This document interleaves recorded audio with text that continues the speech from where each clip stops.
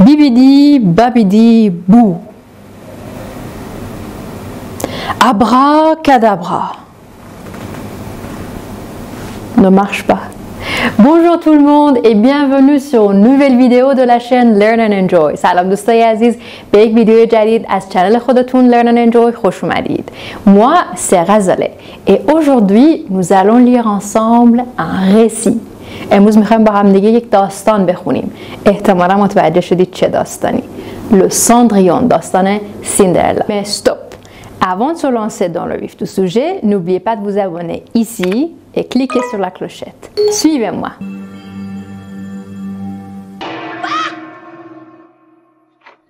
Cendrillon, je t'ai bien recommandé de ne jamais nous interrompre. Mais une lettre vient d'arriver du palais. Du palais? Non, donne-la-moi. Je la veux. Non, tu me fais la veux. Attendez, je vais vous la lire. Écoutez, il va y avoir un bal. Un bal? En l'honneur de son Altesse le Prince. Oh, le prince! Et devront y assister toutes les jeunes filles à marier dignes d'être choisies. C'est tout à fait moi. Je ferai une princesse divine. Mais alors, je peux y aller aussi? Vous la voyez danser avec le prince. Très honorée, votre Altesse. Vous voulez bien me tenir mon balai? Mais pourquoi pas? Après tout, je fais partie de la famille. Et la missive royale dit bien que toutes les jeunes filles à marier sont invitées. Oui, cela est certain. C'est vrai qu'il n'y a aucune raison pour que tu n'y ailles pas. Si bien sûr tout ton ouvrage est fait. Il le sera, mère, je vous le promets. Et si tu trouves une robe convenable à te mettre. Je trouverai. Oh, merci beaucoup, mère. Maman, vous rendez-vous compte de ce que vous avez dit? Oui, bien sûr. J'ai dit si. Oh, c'est vrai.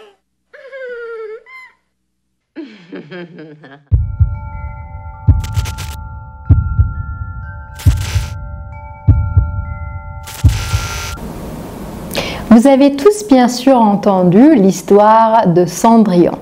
همتون مطمئناً داستان سیندرلا رو چندین بار به شکل‌های مختلف دیدید، شنیدید، فیلمش رو دیدید و یا انیمیشنش رو تماشا کردید. Aujourd'hui, on va lire ensemble un extrait de ce petit texte écrit par Charles Perrault. میخوایم یک بخشی از داستان رو برگرفته از نوشته اصلی اثر شارل پرو بشنویم و با هم دیگه بخونیمش. خب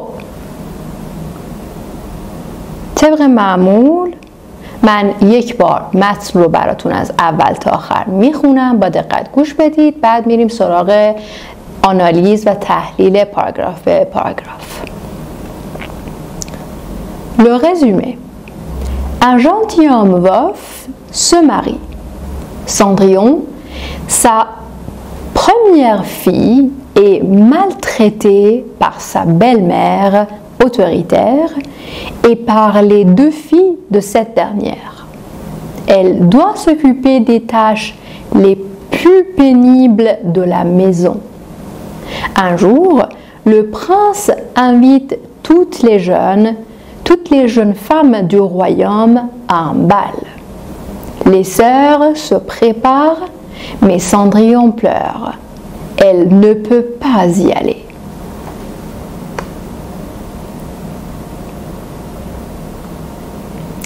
Un jour, le fils du roi donna un bal où il invita toutes les personnes importantes.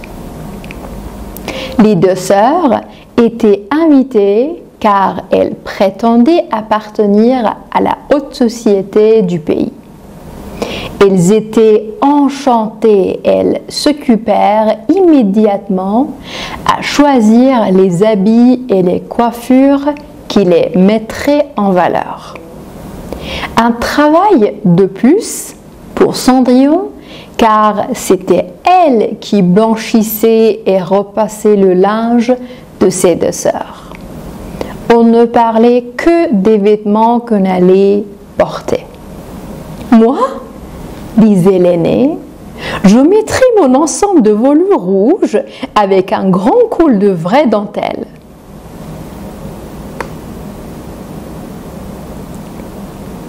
Moi, disait la seconde, je n'aurai que ma jupe ordinaire, mais par contre, je mettrai mon manteau à fleurs d'or et mon collier de diamants qui n'est pas mal du tout.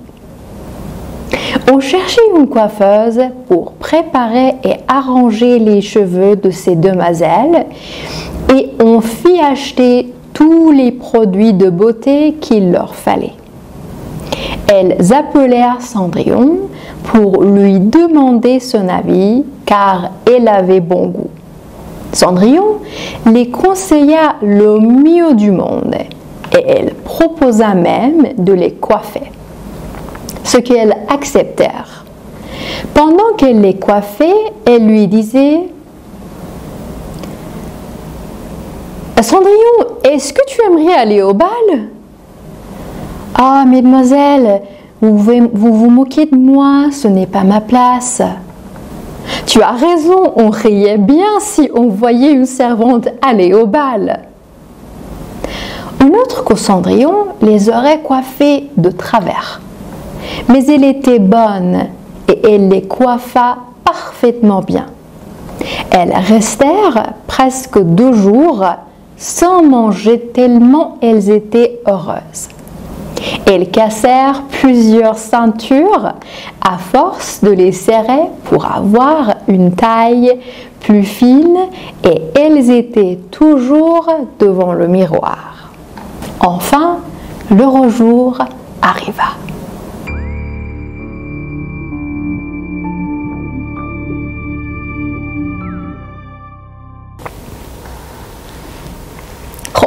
حالا بریم با هم دیگه قسمت اول که یک خلاصه ای از داستان هست رو بخونیم یه بار دیگه و تحلیل کنیم متنش رو.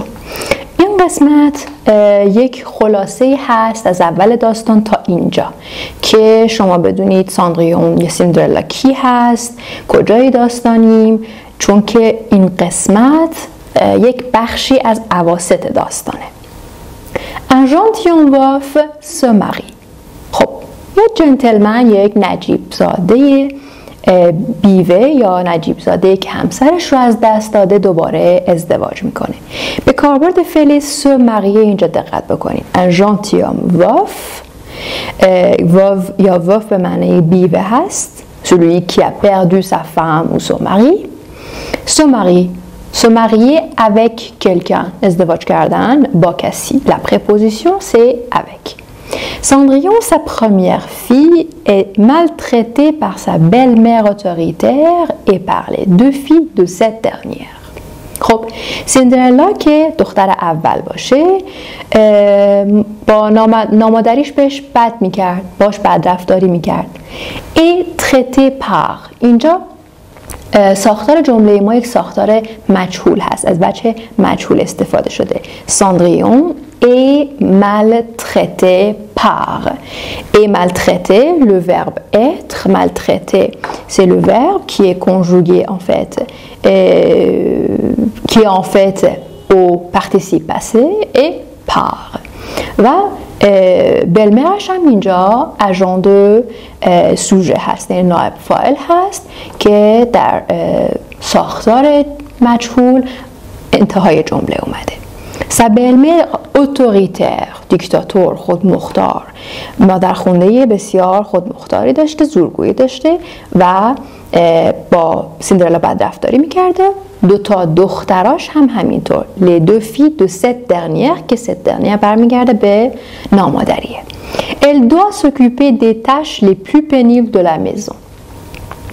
حالا elle doit s'occuper des tâches. S'occuper de quelque chose. La préposition du verbe s'occuper, qui est un verbe pronominal, est de s'occuper de quelque chose. Les plus pénibles, la structure, c'est la superlative. Les tâches les plus pénibles. حالا اینکه چرا ما اول les tâches رو آوردیم و بعد les plus pénibles برمیگرده به خود صفت pénible، چون بیشتر از یک سیلاب هست. در واقع article تکرار شده. Les tâches les plus pénibles de la maison. Pénible ham, c'est un adjectif qui veut dire très très difficile. Un jour, le prince invite toutes les jeunes femmes du royaume à un bal. Inviter quelqu'un à quelque chose. C'est un, en fait, verbe à deux compléments, complément d'objet direct et indirect. Inviter quelqu'un, le complément direct, à quelque chose, c'est en fait le deuxième complément, ici, un lieu. Un bal، به مراسم رقص، به مراسم بال. شاهزاده همه دخترهای سرزمینش رو به این مراسم رقص دعوت میکنه. Les sœurs se préparent. خب خواهرها شروع میکنن به آماده کردن خودشون. Se préparent. Mais Cendrillon pleure. Qu'est-ce qu'elle fait? Elle pleure. Elle ne peut pas y aller. خب اینجا کاربرد پرونوم Y جالبه. y aller Y برمیگرده به au bal و جاش در جمله مهمه. Elle ne peut pas le sujet elle ne négation le verbe pouvoir pas le complément en fait le pronom Y et puis l'infinitif. Elle ne peut pas y aller چون که نمیتونست به مراسم رقص بره.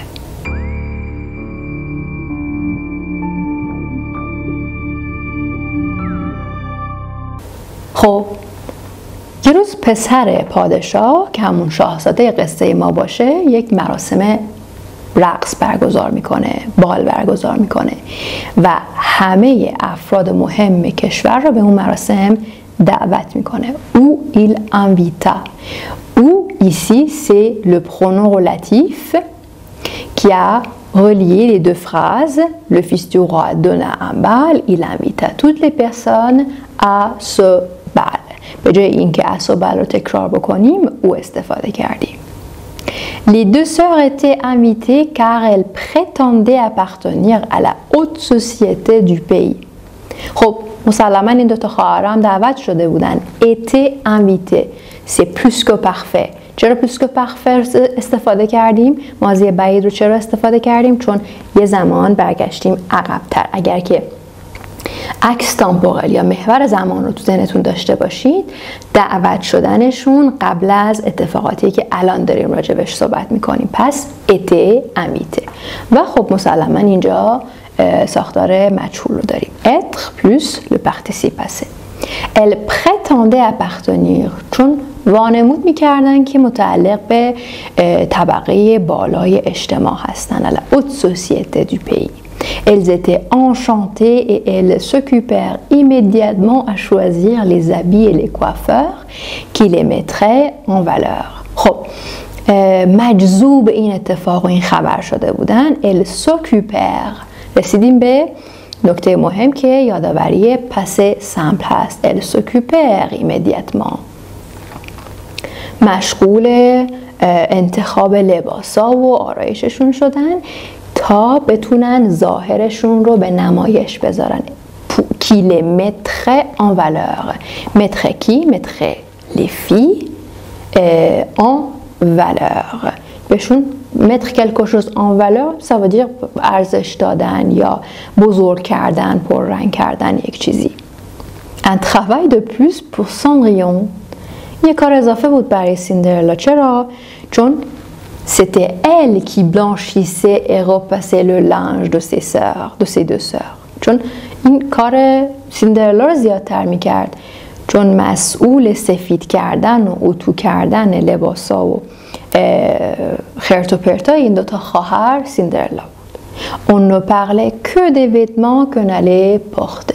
دیگه توی خونه فقط حرف از لباسایی بود که قرار بود این دو نفر بپوشن.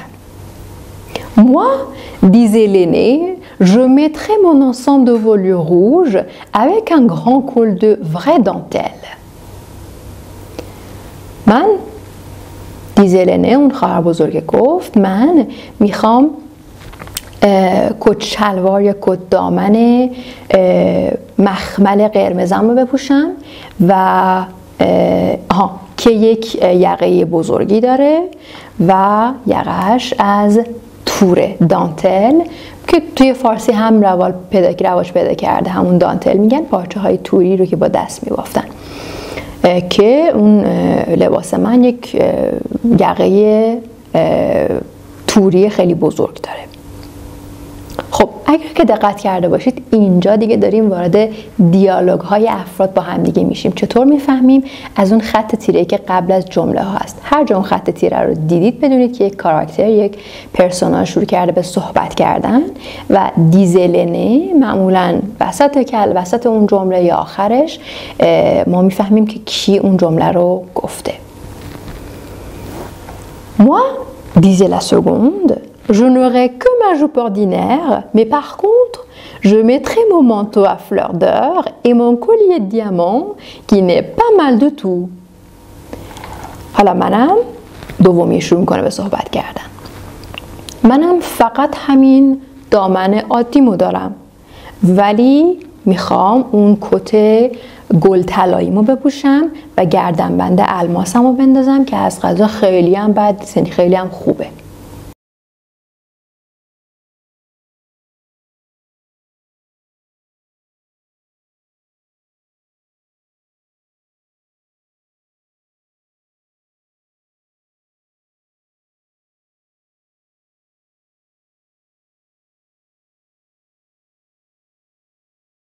خب همه داشتن دنبال آرایشگر میگشتن که این دوتا خواهرها رو آماده بکنه و سر و وضعشون و موهاشون رو مرتب بکنه و همه موادی رو که موادی رو که برای آرایششون لازم داشتن خریده بودن. اون شخصه اون کوافوز به استفاده از امپخفه دقت بکنین. داریم توصیف میکنیم وضعیت اون لحظه رو، اون شخصه اون کوافوز و اون فیشته. خب خریدن یه فعالیتیه که خیلی طول نمیکشه، بستگی به جمله ما داره. اون فیشته از چه استفاده کردیم؟ از پسه سمپل استفاده کردیم. اون فیشته طول پرودوی دو بوته کی لور فله، باز فله به امپخفه چون که باز برمیگرده به بافت داستان و شرایط. الزا پولر ساندریون. حالا اینجا اونجاییه که یه اتفاق افتاده و ما از passé simple استفاده کردیم. Le verbe appeler ici est conjugué au passé simple. Pour lui demander son avis car elle avait bon goût. حالا چرا صدا زدن سیندرلا رو که بیا؟ چون خوش سلیقه بود. Avoir bon goût sans article ça veut dire سلیقه خوبی داشتن. دقت کنید اینجا avoir un bon goût ou bien le bon goût non. articلی براش استفاده نکردیم. avoir bon goût به معنی سلیقه خوبی داشتن است. Cendrillon les conseilla le mieux du monde et elle proposa même de les coiffer. خب سیندرلا از اونجایی که آدم خیلی خوبی بود بهشون توصیه های خیلی خوبی داد و بهشون حتی پیشنهاد داد که آرایشش رو هم خودش انجام بده و پذیرفتن. Elle acceptèrent. C'est toujours conjugué au passé simple car c'est une action. Pendant qu'elle les coiffait, elle lui disait هم در همین حین که داشت کار آرایششون رو و مرتب کردن موهاشون رو انجام میداد بهش گفتن که حالا دوباره اون تیغه رو میبینید، اون خط تیره رو میبینید. پس اینجا شخصیت رو شروع کردن به صحبت کردن با همدیگه. Cendrillon, est-ce que tu aimerais aller au bal? سیندرلا بگو ببینم دوست داری بری اصلا مهمونی رقص؟ Ah mademoiselle, vous vous moquez de moi, ce n'est pas ma place. خانم منو شرمنده میکنید، منو دست انداختید، جای من نیست، مجلس رقص جای من نیست. Tu as raison, on rirait bien si on voyait une servante aller au bal. حق با توه، اگر که ببینن یک خدمتکاری رفته به مجلس رقص ملت میزنن زیر خنده. اون rirait bien اینجا از کندیشنل استفاده کردیم چون که یه حالت peut-être یک شکی هم توش هست. اون rirait bien هم میتونه به این دلیل باشه، همین که یک در واقع فوتور آنتریور اینجا وجود داره. سی اون وایه اون سروانت aller au bal. همونطور که میبینید اینجا ما یک جمله شرطی هم داریم. c'est-à-dire si on voyait une servante aller au bal، اگر که ملت ببینن اینجوری شده اینجوری میکنن. در ساختار جمله های شرطی si plus imparfait plus conditionnel présent هست که مربوط به یک شرط در آینده است. Une autre que Cendrillon les aurait coiffés de travers. هر کی غیر سیندرلا می بود بعد آرایششون میکرد. Mais elle était bonne et elle les coiffa parfaitement bien. ولی خب قلب خوبی داره سیندرلا و بهترین حالت آرایششون کرد.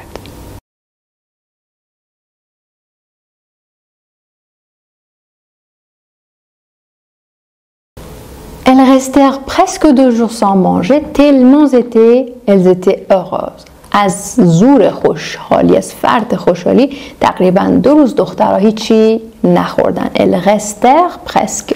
Rester, c'est le verbe rester conjugué ici au passé simple. Elles étaient heureuses. Ici, c'est la situation, c'est la description de la situation, donc c'est pourquoi on a utilisé l'imparfait. Elles cassèrent plusieurs ceintures. کلی هم کمربند زدن شکوندن. Cassèrent, le verbe casser au passé simple, à force de les serrer pour avoir la taille plus fine. از بس که تلاش میکردن تا محکمش کنن کمربندا رو تا باریکتر و لاغرندامتر به نظر برسن. Elles étaient toujours devant le miroir. همیشه هم کارشون بود که جلوی آینه بایستن. Ils étaient toujours. Voilà une description ou bien une habitude qu'elles avaient pris pendant ce temps-là. Elles étaient toujours devant le miroir. Enfin, l'heureux jour arriva. حالا که داریم در مورد اون اتفاق اصلی صحبت میکنیم بازم رجوع کردیم به passé simple. Arriva. Le verbe arriver est conjugué au passé simple. این قسمت از در واقع داستان برگرفته از داستان اصلی بود که توسط شارل پرو نوشته شده بود. یه سری پاورقیایی داره این متن، مربوط میشه به 2 تا فعل بلانشیر و repasser، کارهایی که سیندرلا میکرد. repasser خب اتو کردن هست، بلانشیر هم سفید کردنه که کار سختی بوده در گذشته، به همین راحتی لباسای سفید اتو و یا سفید تر نمی شدن. وغ دانتل حالا چیه؟ شماره 2 رو اگه دقت بکنید تورهای لباسا رو با دست میبافتن قبل از اینکه صنعتش ماشینی بشه و بنابراین از ظرافت و دقت و ارزش بسیار زیادی برخوردار بود. بعد خب اشراف‌زاده هم تو لباسشون ازش استفاده میکردن. بعدن وقتی که ماشینی شد در قرن 19 دیگه ارزش خودش رو از دست داد کم کم.